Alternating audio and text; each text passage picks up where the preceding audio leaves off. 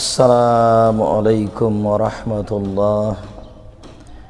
আলহামদুলিল্লাহি ওয়াহদা ওয়াসসালাতু ওয়াসসালামু আলা মান লা নাবিয়্যা বা'দা।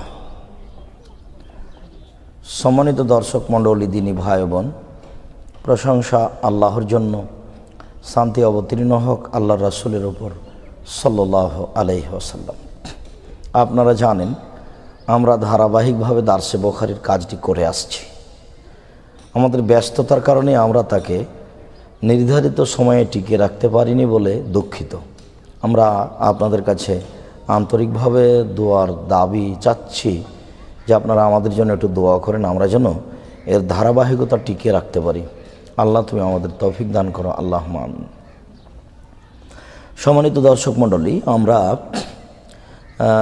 ইমাম বুখারী রাহিমাহুল্লাহ কিতাবুল ঈমান নিয়ে এসেছেন কিতাবুল ওয়াহির পরেই। উনি এতে বলতে চাচ্ছেন যে আসলে মানুষের সলাতের আগে ঈমান, অন্যান্য ইবাদতের আগে ঈমান। কেননা ঈমানের উপরেই সব কিছু আমল নির্ভর করে। যদি মানুষের ঈমানই না থাকে তাহলে তা আমলের বিষয়টি আসে না। এ কারণে ইমাম বুখারী রাহিমাহুল্লাহ কিতাবুল ঈমানকে আগে পেশ করেছেন। এরপরে তিনি ধারাবাহিক কিভাবে ঈমান বাড়ে কমে এই বিষয়গুলি পেশ করেছেন। আমরা এ বিষয়ে বেশ কিছু আলোচনা আপনাদের সামনে পেশ করেছি। আজকের যে আলোচনাটি সেটি হচ্ছে বাব ওমরিল ঈমান, ঈমানের বিষয় সম্পর্কে। কতগুলো কাজ আছে যেগুলি কাজে ঈমান বাড়ে, কতগুলি কাজ আছে যেগুলি কাজে ঈমান কমে। আসলে এই বিষয়গুলি ইমাম বুখারী রাহিমাহুল্লাহ ধারাবাহিকভাবে পেশ করবেন। তিনি এই কথাটি বলার পরেই আল্লাহ তাআলার বাণী পেশ করেছেন, অকাউলুল্লাহি আযজা ওয়া জাল্লা লাইসাল বিররু আন তুওয়াল্লু উজুহাকুম কিবালাল মাশরিকি ওয়াল মাগরিব ওয়ালাকিন্নাল বিররা মান আমানা বিল্লাহ। আল্লাহ তাআলা বলেন, নিশ্চয়ই নেকি এইটা নয় যে তোমরা তোমাদের মুখমণ্ডলকে পূর্ব দিকে বা পশ্চিম দিকে করবে। পূর্ব দিকে বা পশ্চিম দিকে মুখ করে সালাত আদায় করলেই নেকি হলো, বিষয়টি তা নয়। ওয়ালাকিন্নাল বিররা মান আমানা বিল্লাহ। আসলে নেকি ওইটাই যে মানুষ ঈমান আনবে আল্লাহর প্রতি।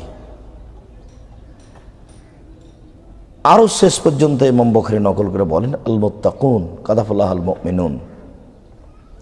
ওরাই সফল হলো যারা মুমিন, যারা পরহেজগার, আল্লাহর প্রতি ঈমান আনলো, পরকালের প্রতি ঈমান আনলো, পরহেজগারিতা অবলম্বন করলো এবং ঈমানদার অবস্থায় জীবিকা নির্বাহ করলো, তারাই সফল হলো।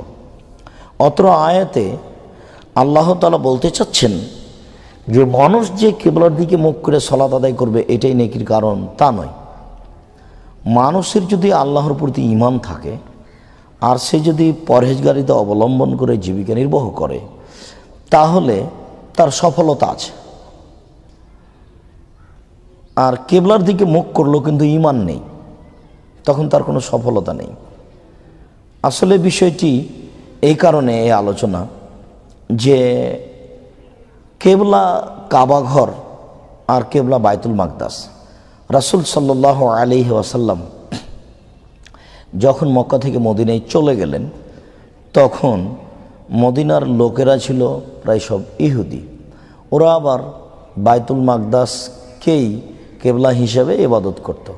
রাসূল সাল্লাল্লাহু আলাইহি সাল্লাম বাইতুল মাকদাসকে কেবলা হিসাবে মেনে নিয়েছিলেন আর এই অবস্থায় তিনি ইবাদত করেছিলেন 16 মাস। তখন থেকে উনি চাচ্ছিলেন যে কেবলা কখন পরিবর্তন হবে, আল্লাহ তাআলা কখন তাকে আদেশ করবেন যে কেবলা কাবা ঘরের দিকে হোক। ওই সময়ে আয়াত নাজিল হয়। আরেকটি কেউ বলতে চাই যে কেবলা ভুল হয়ে গেলে তার ইবাদত কবুল হবে না। এই পরিস্থিতিকে লক্ষ্য করে এই আয়াতটি নাজিল হয়। তখন আল্লাহ তাআলা বলছেন, আসলেই যে তোমাদের মুখমণ্ডল কেবলার দিকে হলে, পূর্ব দিকে পশ্চিম দিকে হলে ইবাদত হলো তা নয়। ইবাদত মূলত ঈমানের ওপরে। মানুষের যদি আল্লাহর প্রতি ঈমান থাকে মানুষ যদি পরহেজগারিতা অবলম্বন করে তাহলে তারা সফল হবে। আর যদি আল্লাহর প্রতি ঈমান না থাকে, পরহেজগারিতা অবলম্বন না করে, তাহলে কেবলার দিকে মুখ করেও তাদের কোনো সফলতা আসবে না, তাদের নেকি আল্লাহ তাআলা কবুল করবেন না। মূলত নেকি নির্ভর করে ঈমানের উপরে। ঈমান নেই, নেকি নেই। আর এই কথাটাই ইমাম বুখারী রাহিমাহুল্লাহ এখানে পেশ করতে চাচ্ছেন যে ইবাদতের জন্য, সালাতের জন্য, আল্লাহ সন্তুষ্টির জন্য ঈমানের প্রয়োজন। সম্মানিত দর্শক মণ্ডলী, ইমাম বুখারী রাহিমাহুল্লাহ অত্র আয়াতটির পরে একটি হাদিস পেশ করেন। হাদিসটি হাদ্দাসানা আব্দুল ইবনে মুহাম্মদ আল জৌফি কালা হাদ্দাসানা আবু আমির আল আকাদি কালা হাদ্দাসানা সুলাইমান ইবনে বেলাল আন আব্দুল ইবনে দিনারিন আন আবি সালেহিন আবি হুরায়রা। ইমাম বুখারী রাহিমাহুল্লাহ বলেন, আমাকে হাদিস শুনিয়েছেন আব্দুল ইবনে মুহাম্মদ আল জৌফি। তিনি বলেন, আমার সামনে হাদিস পেশ করেছেন আবু আমির আল আকাদি। তিনি বলেন, আমাদের হাদিস শুনিয়েছেন সুলাইমান ইবনে বেলাল। তিনি বলেন, আমাদেরকে হাদিস শুনিয়েছেন আব্দুল ইবনে দিনার। তিনি বলেন, আমি হাদিস নকল করি আবু সালেহ থেকে। আবু সালেহ রাদিয়াল্লাহু তাআলা আনহু বলেন যে আমাদের সামনে হাদিস পেশ করেছেন আবু হুরায়রা রাদিয়াল্লাহু তাআলা আনহু। আবু হুরায়রা রাদিয়াল্লাহু তাআলা আনহু বলেন, নবী করিম সাল্লাল্লাহু আলাইহি ওয়াসাল্লাম বলেছেন, আল ঈমান বিজুয়া সিত্তুনা শুবা ওয়ালা হায়াউ শুবাতুম মিনাল ঈমান। ঈমানের 70-এরও বেশি অংশ রয়েছে, শাখা রয়েছে। ঈমানের ভাগ রয়েছে 60টি, 70টিরও বেশি। সিত্তুনা 60টিরও বেশি রয়েছে। আসলে বিজুন শব্দটি ব্যবহার হয় 1 থেকে 9 পর্যন্ত বোঝানোর জন্য। তা আল্লাহ রাসূল সাল্লাল্লাহু আলাইহি সাল্লাম এখানে সিত্তুনা 60 শব্দটি ব্যবহার করেছেন।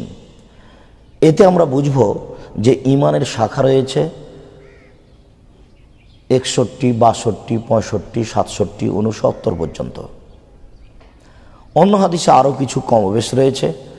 সময় সাপেক্ষে তিনি যেমন অবগত হয়েছেন তেমন ঈমানের শাখা প্রশাখার কথা উল্লেখ করেছেন।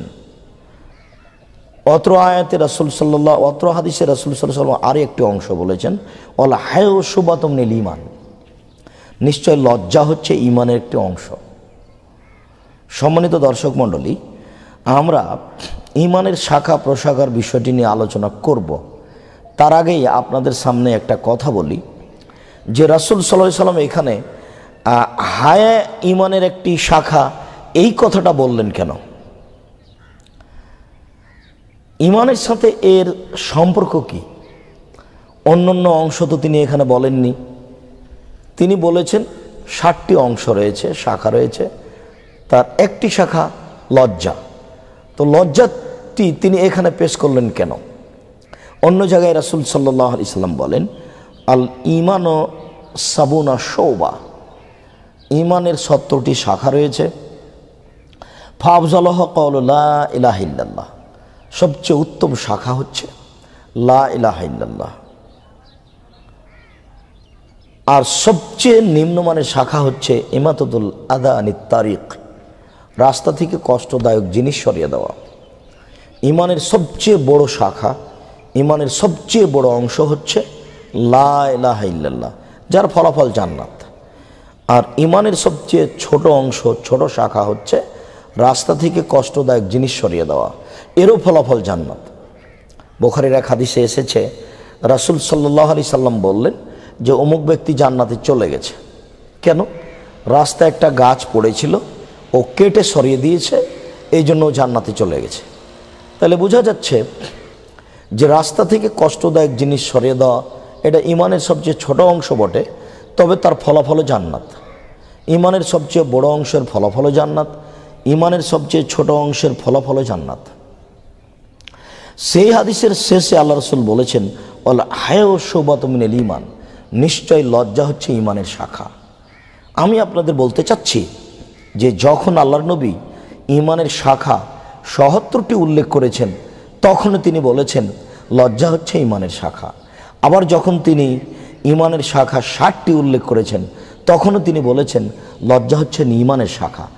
আমি বলতে চাচ্ছি যে আচ্ছা, আল্লাহ রাসূল সাল্লাল্লাহু আলাইহি সাল্লাম এইভাবে বারবার লজ্জা কথাটি নিয়ে আসছেন কেন? এই অংশটি, এই শাখাটি তিনি পেশ করতে চাচ্ছেন কেন? সম্মানিত দর্শক মণ্ডলী, আসলে এটা একটা অতীব গুরুত্বপূর্ণ বাক্য। আসলে মানুষের ঈমান প্রকাশ পায় লজ্জা দিয়ে। যখন মানুষের ঈমান থাকে না, তখন মানুষের লজ্জা থাকে না।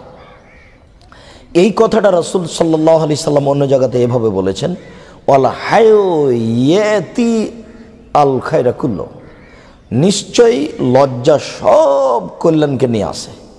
লজ্জা আছে, সব কল্যাণ আছে। লজ্জা নেই, সব কল্যাণ নেই। এই কথাটা রাসূল সাল্লাল্লাহু আলাইহি সাল্লাম অন্য জায়গাতে বলেছেন, আল ঈমান ও আল হায়া কারনাউ জামিয়া, লজ্জা এবং ঈমান দুটো একসাথে জমা ধরে আছে। এই যা রফি আহাদুহুমা রফি আল আখারো, যদি একটা উঠে যায় তাহলে অপরটা উঠে যাবে। যখন লজ্জা উঠে যাবে তখন ঈমান চলে যাবে। যখন ঈমান চলে যাবে তখন আর লজ্জার কোনো প্রয়োজন নাই। এই কারণেই রাসূল সাল্লাল্লাহু আলাইহি সাল্লাম বলেছেন, আল হায়া মিনাল ঈমান, লজ্জাই হচ্ছে ঈমান। আল ঈমান ফিল জান্নাহ, আর ঈমানই হচ্ছে জান্নাত। তাহলে লজ্জাই হলো ঈমান, ঈমানই হলো জান্নাত। লজ্জাই হচ্ছে ঈমান, ঈমানই হচ্ছে জান্নাত। লজ্জাই হচ্ছে ঈমান, ঈমানই হচ্ছে জান্নাত। এ কারণে রাসূল সাল্লাল্লাহু আলাইহি সাল্লাম বলেছেন, অতীতের সকল নবী একটা বাক্য বলতেন। সব নবীর এই বাক্যটি ছিল, সকল নবী এই কথা বলেছেন, ইযা লাম তাস্তাহি ফাসনা মা শিতা, যখন তুমি লজ্জা করবে না তখন তুমি সব কিছু করতে পারো। যে কোনো অন্যায় তোমার পক্ষে সম্ভব যখন তোমার লজ্জা থাকবে না। আর যখন তোমার ভিতরে লজ্জা থাকবে তখন তোমার যে কোনো অন্যায় করা সহজ নয়। লজ্জা দিয়ে তুমি ওই অন্যায় থেকে বেঁচে যাবা। এই কারণেই রাসূল সাল্লাল্লাহু আলাইহি ওয়াসাল্লাম এখানে ঈমানের শাখা বলতে গিয়েই লজ্জাটাকে টেনে এনেছেন। আসলে তিনি বলতে চাচ্ছেন যে ঈমানই হচ্ছে লজ্জা। প্রত্যেকটা শাখা ঈমানের নির্ভর করে লজ্জার ওপরে। যেমন সলাত একটা ঈমান। মানুষের যদি লজ্জা থাকে তাহলে সলাত ছাড়বে না, লোকে কি বলবে, পরকাল কি হবে, এইটা চিন্তা করে সে সলাত আদায় করবে। মানুষ একটা অশ্লীল কাজ থেকে বিরত থাকবে কি করে?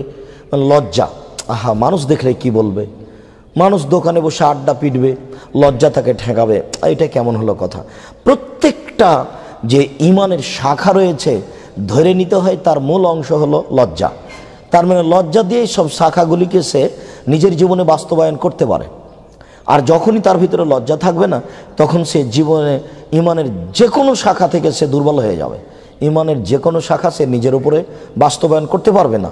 এটা তার পক্ষে সহজ ও সম্ভব হবে না। এটা লজ্জা দিয়েই সহজ। এ কারণেই রাসূল সাল্লাল্লাহু আলাইহি সাল্লাম ঈমানের শাখা উল্লেখের সাথে সাথেই লজ্জার কথাটা উল্লেখ করেছেন, যা মানুষের জীবনে অতীব একটা গুরুত্বপূর্ণ জরুরি কাজ, জরুরি অংশ।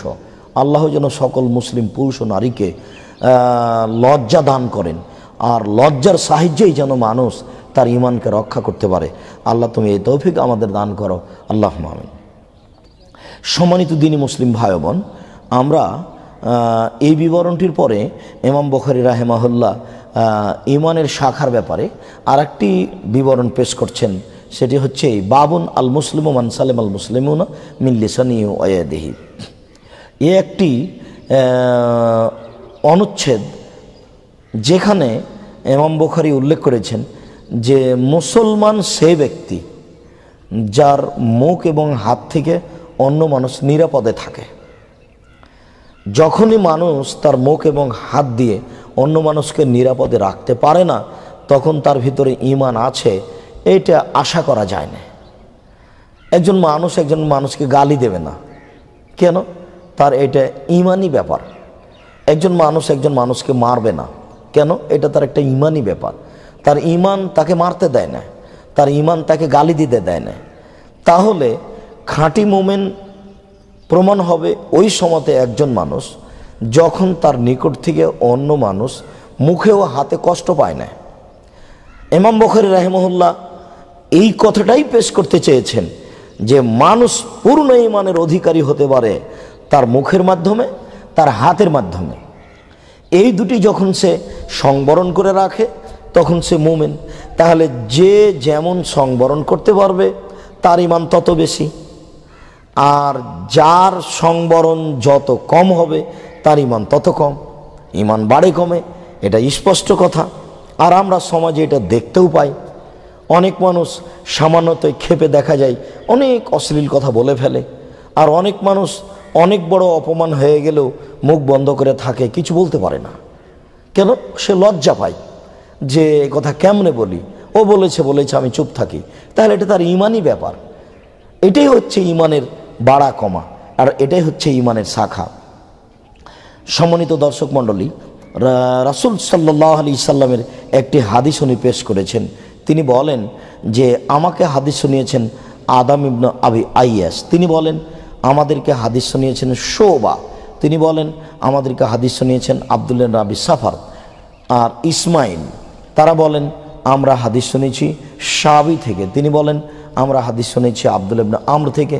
তিনি বলেন যে আমি হাদিস শুনেছি রাসূল সাল্লাল্লাহু আলাইহি ওয়াসাল্লাম থেকে। তিনি বলেছেন আল মুসলিমু মান সালেম আল মুসলিমুনা মিন লিসানিহি ওয়া ইয়াদিহি। প্রকৃত মুসলিম ওই ব্যক্তি, সেই ব্যক্তি প্রকৃত মুসলিম যারা হাত থেকে এবং মুখ থেকে অন্য মানুষ নিরাপদে থাকে। এই হলো প্রকৃত মুসলিম। হাত দিয়ে কাউকে কষ্ট দেয় না, মুখ দিয়ে কাউকে গালি দেয় না, তখনই সে মুসলিম, তখনই সে মুমিন। রাসূল সাল্লাল্লাহু আলাইহি সাল্লাম পরের বাক্যে বলেছেন ওয়াল মুহাজিরু মান হাজারা মা নাহাল্লাহু আনহু।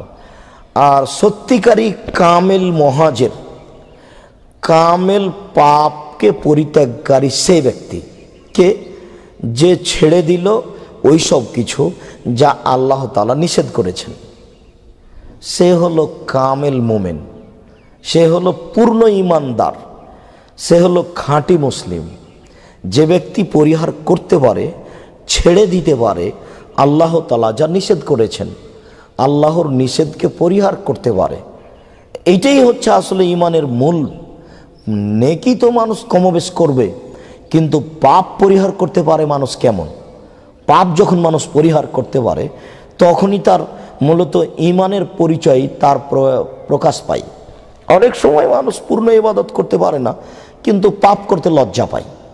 তাহলে বোঝা যাচ্ছে যে এটাই তার ঈমান। সম্মানিত দর্শক মণ্ডলী, এই পর্যন্ত ইমাম বুখারী রাহিমাহুল্লাহ হাদিসটি পেশ করার পরে পরে বলছেন কালা আবু আবদুল্লাহ। তার মানে ইমাম বুখারী বলেন, তার পরিচয় হচ্ছে আবু আবদুল্লাহ।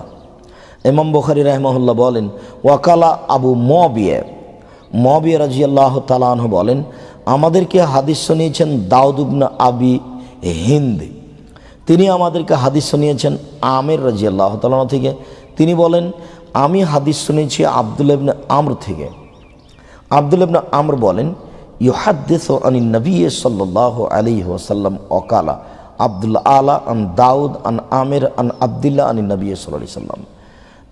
ইমাম বুখারী রাহিমাহুল্লাহ অত্র হাদিসটিকে আরও কয়েকজন সাহাবী থেকে নকল করেছেন। এই কথাটা তিনি বলতে চাইলেন, যার ফলাফল হলো সত্যই মুমিন মানুষ, ঈমানদার মানুষ সেই যে আল্লাহর নিষিদ্ধ কর্মগুলিকে পরিহার করতে পারে। সম্মানিত দর্শক মণ্ডলী, ইমাম বুখারী রাহিমাহুল্লাহ ঈমান বাড়ে কমে এই সম্পর্কে আলোচনা করতে গিয়ে ধারাবাহিকভাবে তিনি অধ্যায় উল্লেখ করেছেন। আরেকটি তিনি অধ্যায় উল্লেখ করেন বাবুন আইউল ইসলামে আফজাল। ইসলামের সবচেয়ে উত্তম কাজ কোনটি? ইসলামের যে বৈশিষ্ট্য রয়েছে, মুসলমানের যে বৈশিষ্ট্য রয়েছে, নীতিমালা রয়েছে, তার মধ্যে সবচেয়ে উত্তম কোনটি, সবচেয়ে ভালো আমল কোনটি, এই ব্যাপারে তিনি একটা অধ্যায় উল্লেখ করেন। অধ্যায় উল্লেখ করে বলেন আমাদেরকে হাদিস শুনিয়েছেন সাইদ ইবনে ইয়াহিয়া ইবনে সাইদ আল উমাবি আল কুরাশি। তিনি বলেন আমাদেরকে হাদিস শুনিয়েছেন আমাদের পিতা। তিনি বলেন আমাদেরকে হাদিস শুনিয়েছেন আবু বুরদা ইবনে আব্দুল্লাহ ইবনে আবি বুরদা। তিনি বলেন আমাদেরকে হাদিস শুনিয়েছেন আবু বুরদা। তিনি বলেন আমাদেরকে হাদিস শুনিয়েছেন আবু মুসা। তিনি বলেন যে সাহাবীগণ বলেছিলেন ইয়া রাসূলুল্লাহ আইল ইসলামে আফজাল। আল্লাহ নবী বলেন তো ইসলামের সবচেয়ে উত্তম কাজ কোনটি? মানুষ তো জীবনে অনেক কাজ করে, মুসলমান হওয়ার পরে ইবাদত বান্দিগির লক্ষ্যে জীবনে অনেক কাজ করে। তো মানুষের জীবনে সবচেয়ে ভালো কাজ কোনটি, এই কথাটি আল্লাহ রাসূল বলেন তো। তখন রাসূল সাল্লাল্লাহু আলাইহি সাল্লাম উত্তরে বললেন মানুষের জীবনে সবচেয়ে উত্তম কাজ হচ্ছে বা উত্তম মানুষ হচ্ছে সেই মানুষ মান সালেমাল মুসলিমুনা মিন লিসানিহি ওয়া ইয়াদিহি, যার হাত এবং মুখ থেকে মানুষ নিরাপদে থাকলো, সেই মানুষটি উত্তম মানুষ, সেই মানুষটি ভালো মানুষ। আর এই কর্মটি হচ্ছে সবচেয়ে ভালো কর্ম। সম্মানিত দর্শক মণ্ডলী, এটা ইমাম বুখারী রাহিমাহুল্লাহর ধারাবাহিকতা। যেই কথা তিনি অধ্যায় উল্লেখ করে বলেন, সেই কথা তিনি তার হাদিসের মধ্যে এক জায়গাতে পেশ করেন। অনেক সময় অনেক পাঠক, অনেক চিন্তা গবেষণাকারী ব্যক্তি বুঝতে পারেন, অনেক সময় পারেন না। তিনি পরবর্তী বিবরণে বলছেন, বাবুন এতামুত্তমে মিনাল ইসলাম, যে দুস্থ গরিব ফকির মিসকিনকে খেতে দেওয়া একটি ঈমানের শাখা। মানুষের ঈমানই অসহায় মানুষকে সহযোগিতা করতে বলে। আপনারা দেখবেন অনেক সময় অনেক মানুষ আমল কম করে, কিন্তু অসহায় মানুষকে দেখলে দুর্বল হয়ে যায়, এটাও তার একটা ঈমান। অনেক সময় দেখবেন যে মানুষ অন্যান্য ইবাদত করে, কিন্তু অসহায় মানুষ দেখলেই সে ক্ষেপে যায়। সে ইবাদত করুক, তবে তার এটা ঈমানের ঘাটতি। একটা মানুষকে আমরা ঈমানদার বলে ভাবতে পারবো ওই সময়তে যখন ফকিরকে দেখে, অসহায় দুস্থ গরিবকে দেখে সে দুর্বল হয়ে পড়ে। সে মনে করে যে আমার কাছে কিছু টাকা পয়সা থাকলে এই অসহায় মানুষটাকে সহযোগিতা করতাম, বা এই অসহায় মানুষের আমি একসঙ্গে খাওয়ার ব্যবস্থা করতাম। এইটা যখন সে ভাবে, তখন মনে করতে হবে যে এটা তার একটা ঈমানি ব্যাপার, ঈমানি চেতনাই তাকে এইগুলি কথা বলার জন্য এবং ভাবার জন্য বলছেন। এই কথাটি ইমাম বুখারী রাহিমাহুল্লাহ হাদিস নিয়ে এসে পেশ করেন। তিনি বলেন, আমাদেরকে হাদিস শুনিয়েছেন আমর ইবনে খালিদ, তিনি বলেন আমাদেরকে হাদিস শুনিয়েছেন লাইস, তিনি বলেন আমাদেরকে হাদিস শুনিয়েছেন ইয়াজিদ, তিনি বলেন আমাদেরকে হাদিস শুনিয়েছেন আবুল খায়ের, তিনি বলেন যে আমাদেরকে হাদিস শুনিয়েছেন আব্দুল ইবনে আমর। তিনি বলেন যে একজন লোক আল্লাহ রসুলকে জিজ্ঞাসা করলো, আল্লাহ রসুল আইউল ইসলামে খায়রুন, আল্লাহ রসুল বলেন তো মানুষের জীবনে সবচেয়ে ভালো কাজ কি?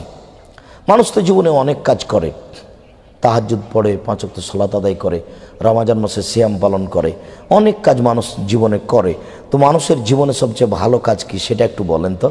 তখন আল্লাহ রসুল বললেন, তুতিমুত্তম ও তাকরাউ সালাম আলামান আরাফতাম আল্লাম তারিফ, তুমি দুস্থ গরিব ফকির মিসকিনকে খেতে দিবা, এটাই তোমার জীবনে সবচেয়ে ভালো কাজ। সম্মানিত দর্শক মণ্ডলী, আসলেই দুস্থ গরিব ফকির মিসকিনকে খেতে দেওয়া কাজটি এমন একটা গুরুত্বপূর্ণ কাজ যা জান্নাত যাওয়ার একটা বড় মাধ্যম। জাহান্নামীরা যখন জাহান্নামে চলে যাবে, তখন জাহান্নামের পাহারাদার তাদেরকে বলবে, আচ্ছা তোমরা বলো তো জাহান্নামে কেন এসেছো? তখন তারা বলবে, লাম নাকু মিনাল মুসাল্লিন, আমরা সালাত আদায় করিনি, নামাজ পড়িনি। আর দ্বিতীয় বাক্য বলবে, ওয়ালাম নুতইমুল মিসকিন, দুস্থ গরিব ফকির মিসকিনকে খেতে দিনি। তাহলে জাহান্নামে যাওয়ার দ্বিতীয় বড় মাধ্যম হচ্ছে দুস্থ গরিব ফকির মিসকিনকে খেতে না দেওয়া। তাহলে জান্নাত পাওয়ার সবচেয়ে বড় মাধ্যম বা দ্বিতীয় বড় মাধ্যম হচ্ছে দুস্থ গরিব ফকির মিসকিনকে খেতে দেওয়া। আল্লাহ তাআলা এক জায়গাতে বলেছেন যে তারা দুর্গম গিরিপথ অতিক্রম করতে পারলো না। তো দুর্গম গিরিপথ কি? যারা দাস দাসীকে মুক্ত করলো তারাই দুর্গম গিরিপথ অতিক্রম করলো। তারপর তিনি বলেছেন, আও ইতো আমন ফি ইয়াউমিন যী মাসগাবা ইয়াতীমান যা মাকরাবা আও মিসকিনান যা মাতরাবা, যারা অসহায় অবস্থায় দুর্ভিক্ষের দিনে ক্ষুধার্ত মানুষকে, নিকট আত্মীয় ভিক্ষুক যারা রাস্তাঘাটে পড়ে আছে তাদেরকে খাওয়ার দিল, তারাই দুর্গম গিরিপথ অতিক্রম করলো, তারাই জান্নাতে চলে গেল, তারাই জান্নাতে যাবে। সম্মানিত দিনী ভাই বোন, আমি আপনাদেরকে এই বিষয়ে খুব একটা গুরুত্বপূর্ণ কথা মনে করে আপনাদেরকে স্মরণ করার জন্য অনুরোধ রাখছি। দেখুন, কোনো সময় অসহায় দুস্থ গরিবকে দুর্বল দৃষ্টিতে দেখবেন না। আপনার কাছে যতদূর সম্ভব ততদূর আপনি তাকে দিয়ে বিদায় করবেন। যদি না দিতে পারেন তাহলে বলবেন যে আমাকে মাফ করেন, তাহলে আপনার অনেক সফলতা আছে ইনশাল্লাহ। সম্মানিত দর্শক মণ্ডলী, আমরা এই পর্যন্ত আপনাদেরকে বলতে চাচ্ছি যে আপনারা জানেন আমরা ধারাবাহিকভাবে দার্সে বুখারীর কাজটি করে আসছি। আপনারা দোয়া রাখবেন যেন আমরা কাজটি করতে পারি। আমরা আপনাদেরকে অত আলোচনার শেষে আরও অনুরোধ করছি যে আমাদের এই জামিয়া সালাফিয়া রূপগঞ্জ এই প্রতিষ্ঠানটিকে আপনারা যথাযথভাবে মূল্যায়ন করবেন।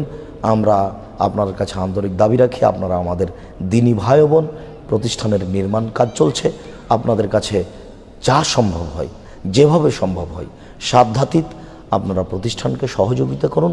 আমি বিশ্বাসী আপনারা এই প্রতিষ্ঠানে সহযোগিতা করলে জান্নাতের একটা বড় ফল আপনাদের বের হয়ে আসবে ইনশাআল্লাহ। আল্লাহ তুমি আমাদেরকে তৌফিক দান করো, দারসে বুখারী যেন আমরা নিয়মিত শুনতে পারি, আমল করতে পারি। আর এই জামিয়া সালাফিয়া রূপগঞ্জ, নারায়ণগঞ্জ, ঢাকা এই প্রতিষ্ঠানে যেন আমরা আন্তরিকভাবে দান করতে পারি। আল্লাহ তুমি আমাদের এই তৌফিক দান করো।